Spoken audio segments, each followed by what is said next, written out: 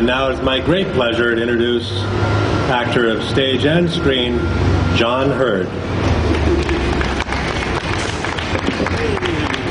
Hi, everybody. I'm John Heard, not Hurt. I'm competing with the construction site, as usual.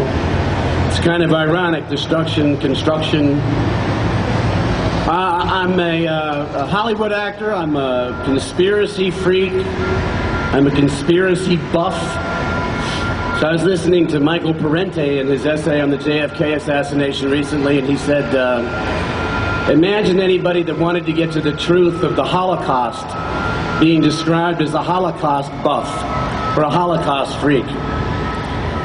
I have a girlfriend who is a working class gal, and she's supported 3 kids for 20 years being a bartender and a waitress, and she has absolutely nothing to do with any of my politics, won't talk to me about it, loves America. I finally prevailed upon her to watch the 9/11 Truth DVD, and when she was finished watching it, she turned around and she said to me, "Why isn't this being investigated?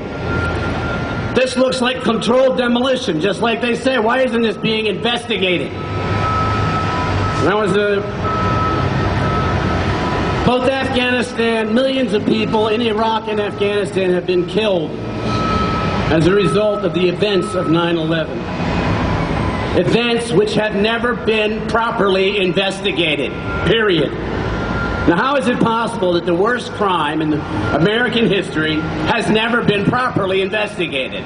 I mean, have we not seen one episode of CSI or listen to Nancy Grace or so-and-so go on about a Law and Order where a particle of hair or a fingernail or some lipstick on a cigarette leads us to who the true culprit is? Yet, this crime, the greatest crime in American history, has never been properly investigated. So I'm honored to stand before you today in solidarity with the military officers, scientists, my fellow artists, and in support of a fully independent investigation into the events of September 11, 2001. Over 100 artists, filmmakers, musicians, and writers have signed the 9/11 Truth petition and spoken out eloquently on these vital matters. One of them is my friend, Mr. Ed Asner. In his words, 9/11 has been used to justify endless war. Let's think about that. Endless war. And a continual rollback in civil liberties that seems to have no end in sight. And yet 9/11 remains the least examined tragedy in modern American history. Americans would never have agreed to the last 2 wars and the Patriot Act's disturbing policy had it not been for the events of 9/11 as described by our government. There are many disturbing issues around the events of 9/11 that have yet to be examined in any meaningful way by our media, by our Congress, and most especially by the ridiculous 9/11 Commission. And let me conclude by saying that if we're going to realize the kind of society that our forefathers, that our founding fathers dreamt of and designed, then we must first clear up the truth about these events, as they pose a grave threat to our democracy, and if properly investigated, these events of September 11, 2001 may serve as a vital catalyst to squarely face the truth, take stock, and renew our democratic tradition. Thank you, ladies and gentlemen.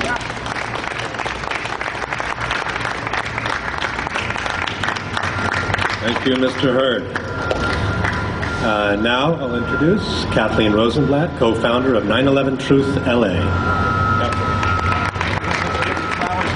I want to thank all of these wonderful people who have come today. Michelle Phillips, Penny Little, John Heard, the scientists, David and Bob Bowman, Colonel Bob Bowman, who's going to be featured on a program tomorrow morning on KPFK, the beginning of a new program that will be on at 10 a.m.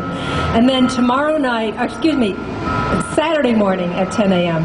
And then Saturday evening, we are holding our annual commemorative event for 9/11 at Emmanuel Presbyterian Church, starting at 7:30 up on Wilshire. And again, we will have some wonderful speakers, including Colonel Bob Bowman, who will be able to even go on even further to talk about what's going on in this world. And I want to thank my colleague Frank Strasser. Come up, please, Frank. Who has been the webmaster for the last year and a half. He has put together the website of the actors and artists for 9/11 Truth.